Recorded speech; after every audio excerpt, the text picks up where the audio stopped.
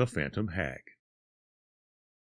The other evening, in an old castle, the conversation turned to apparitions, each one of the party telling a story.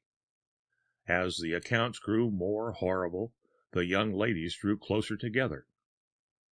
"Have you ever had an adventure with a ghost?" said they to me. "Do you know a story to make us shiver? Come, tell us something." "I am quite willing to do so," I replied. "I will tell you of an incident that happened to myself. Toward the close of the autumn of 1858, I visited one of my friends, sub-prefect of a little city in the center of France. Albert was an old companion of my youth, and I had been present at his wedding. His charming wife was full of goodness and grace. My friend wished to show me his happy home, and to introduce me to his two little daughters. I was feted and taken great care of. 3 days after my arrival, I knew the entire city, curiosities, old castles, ruins, etc. Every day about 5 o'clock, Albert would order a phaeton, and we would take a long ride, returning home in the evening. One evening my friend said to me, "Tomorrow we will go further than usual. I want to take you to Black Rocks. They are curious old Druid stones on the wild and desolate plain. They will interest you. My wife has not seen them yet, so we will take her." The following day we drove out at the usual hour. Albert's wife sat by his side. I occupied the back seat alone. The weather was gray and somber that afternoon, and the journey was not very pleasant. When we arrived at the Black Rocks, the sun was setting. We got out of the phaeton, and Albert took care of the horses. We walked some little distance through the fields before reaching the giant remains of the old Druid religion. Albert's wife wished to climb to the summit of the altar, and I assisted her. I can still see her graceful figure as she stood draped in a red shawl, her veil floating around her. "How beautiful it is! But does it not make you feel a little melancholy?" said she, extending her hand toward the dark horizon, which was lighted a little by the last rays of the sun. The afternoon wind blew violently and sighed through the stunted trees that grew around the stone cromlechs. Not a dwelling nor a human being was in sight. We hastened to get down, and silently retraced our steps to the carriage. "We must hurry," said Albert. "The sky is threatening, and we shall have scarcely time to reach home before night." We carefully wrapped the robes around his wife. She tied the veil around her face, and the horses started into a rapid trot. It was growing dark. The scenery around us was bare and desolate. Clumps of fir trees here and there, and furzy bushes formed the only vegetation. We began to feel the cold, for the wind blew with fury. The only sound we heard was a steady trot of the horses, and the sharp, clear tinkle of their bells. Suddenly I felt a heavy grasp of a hand upon my shoulder.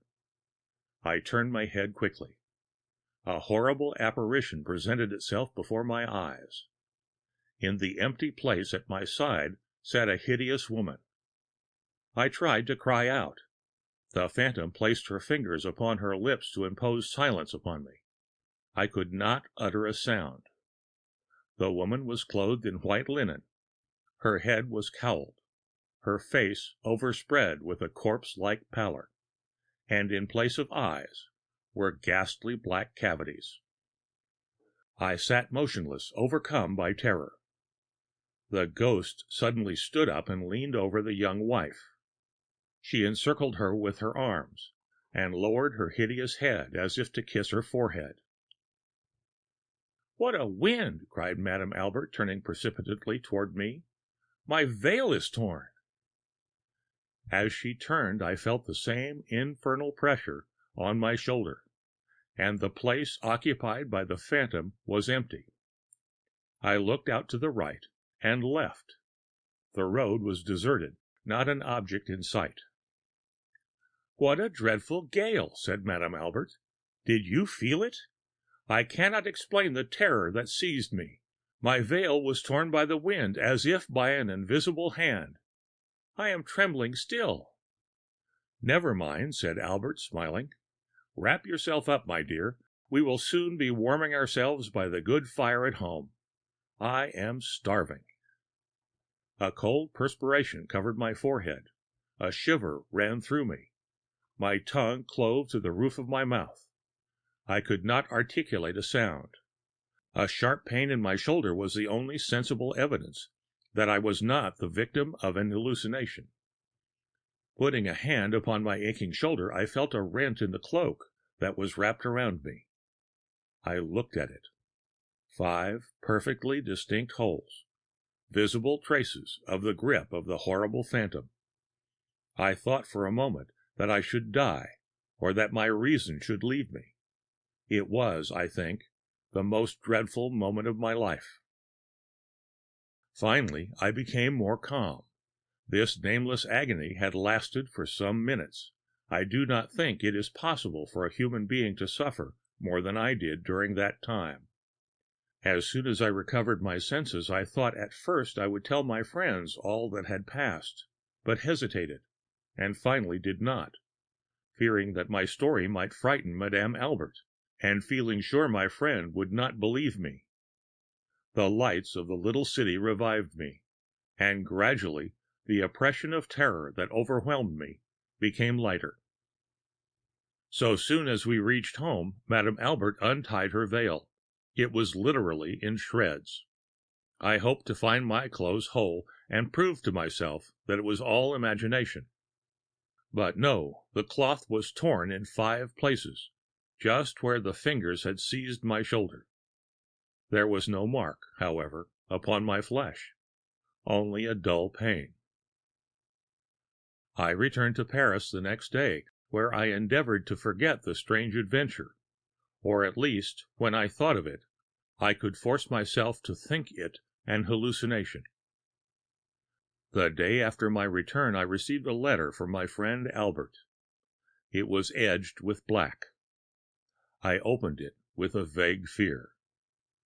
His wife had died the day of my return. The end of The Phantom Hag, edited by W. Bob Holland.